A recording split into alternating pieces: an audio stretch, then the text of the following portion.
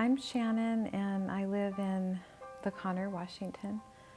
And I've been married for 35 years to my husband, and we have 3 children and 6 grandchildren. And Jesse is our middle child. Jesse was a very special guy, a friend to the friendless, very caring and compassionate, very deep heart. We had a very wonderful relationship. I really miss talking to him. You know, he's somebody that you could talk to, deeply, meaningfully. My son, it was experimental. He had a friend that smoked pot, and that's what it began with. He started when he was 15 smoking pot, and admitted to me when he was 16 and promised me that he was done. And then about the time he was 18, he was really struggling to get free from just pot. It really had him, and it kind of bounced back and forth between pot and alcohol. And then about when he was 21, I think, is when he started getting into more, like, I know he tried cocaine, but he was more prone to use heroin. And at first it was smoking and then injecting. He once told me that injecting heroin was the lowest thing that you could do. So, but at the same time, he was always honest about it. I told him at one point, I think about when he was 21, that I felt like he wasn't really doing anything. So maybe he should, go live on his own and figure out what he wanted to do.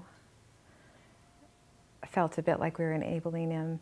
He agreed, and he moved in with a friend, but within that year, he got to a really bad place with money, didn't make payments, and he came to me and told me that he wasn't going to live that long. He was just going to do away with himself. And so I told him, no, you don't have to do that. You can come back home. We'll help you. We'll set up a plan. So he did. And shortly after that, he got a DUI while driving. He was high on pot. And so he asked his dad and I if we would help him get into treatment. So we did.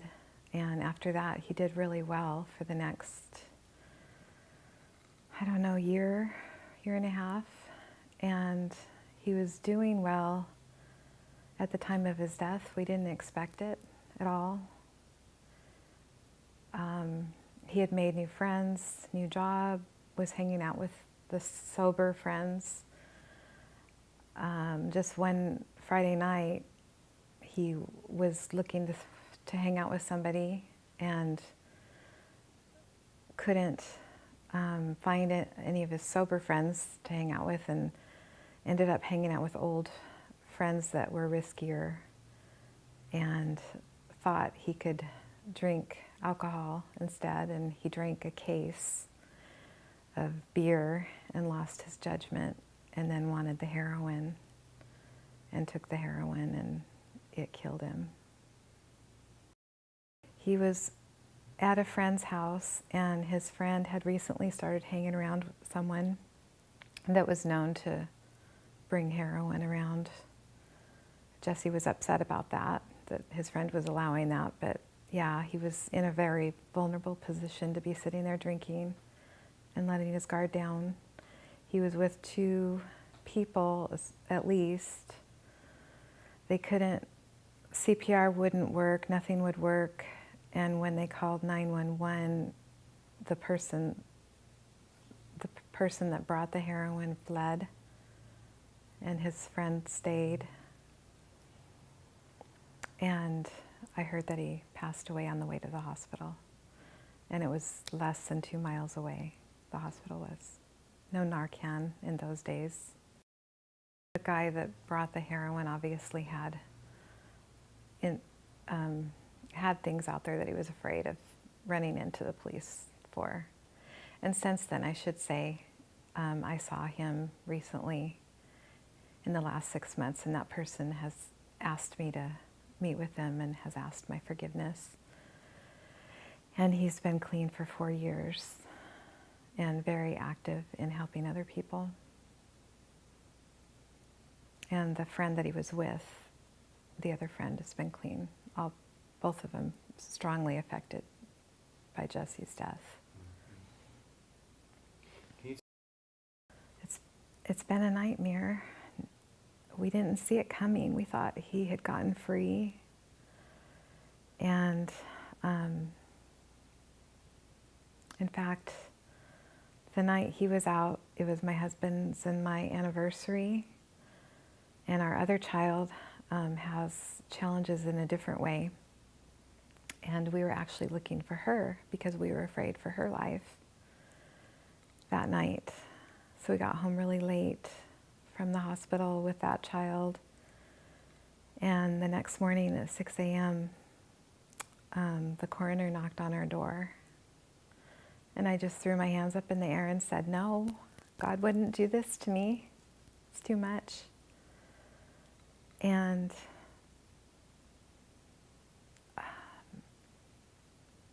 we had a 16-year-old at the time, so just the 3 kids.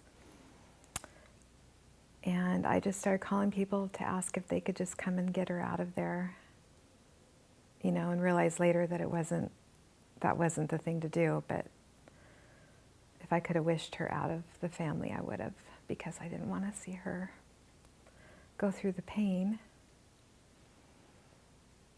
And it was very rough. My daughter was 16. She felt like she had lost both of her siblings. She was the baby, you know. She was supposed to always have them there for her.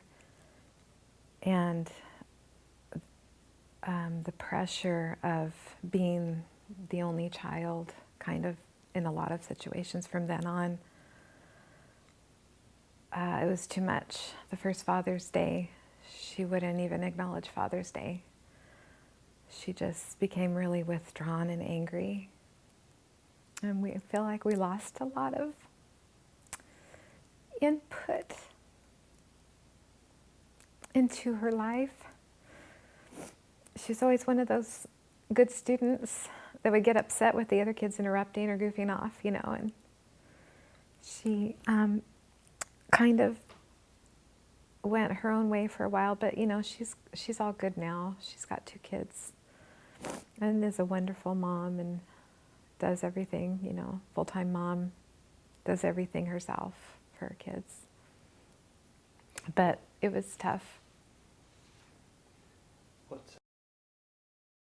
I have been a Christian for 35 years, but when this happened, I had been praying for my son. I had been meeting with a friend, a close friend, and we had been praying for our sons and our other kids, you know, as well. And so it really shook me up. I just couldn't believe that God would have allowed this. But then I realized there was many other close calls that he had had, you know. And there was this song that was kind of playing through my head, "Oh no, he never lets go, through the rain and through the storm." And I didn't really know the other words, and I kept saying, "But you did let go," you know. So I just kept dismissing the song, and then later I heard the whole song, and part of verses on the song are, "Even though I walk through the valley of the shadow of death, I will not fear, for he is with me."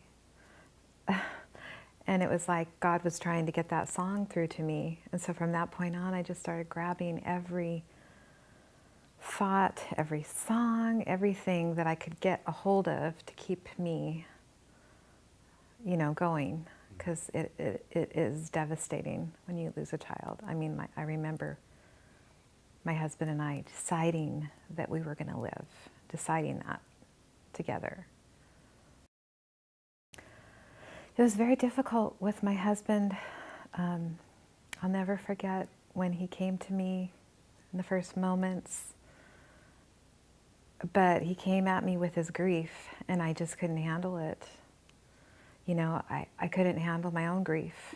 I couldn't handle his. So I mean, I could see now how so many people end up losing their marriage when they lose a child, because it's just, you've got your own grief and then you've got the other person, and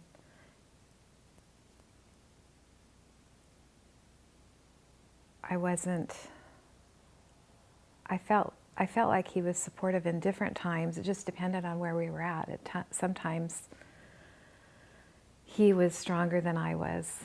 You know, I was maybe stronger. 4 months after we lost him, it was Christmas, and we went through all the holidays, and then afterwards, I lost it.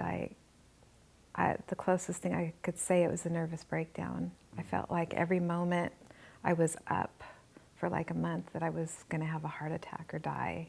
Just felt that way. I felt like I was just hanging on. And that was really hard on my husband. My mom had to make meals. I had to have other people transport my daughter places. You know, the doctor finally found a medication that brought me out of that. And I'm still on that today because I don't know how or when I'll be able to get off of it.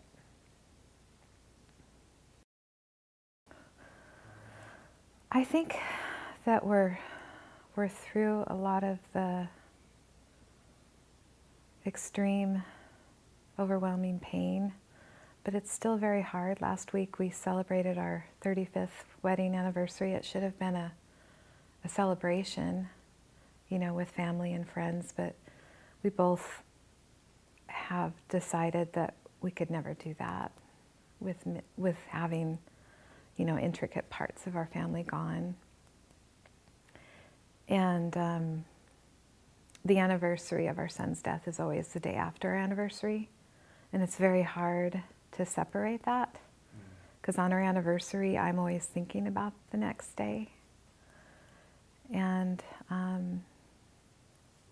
but today, let's see, where are we at today, is that my husband just wanted to travel when we lost our son. He just wanted to travel, but we had to wait for our youngest to grow up and move out. So we sold our home last year, and we are living in an RV, a large RV, and we're going to begin snowbirding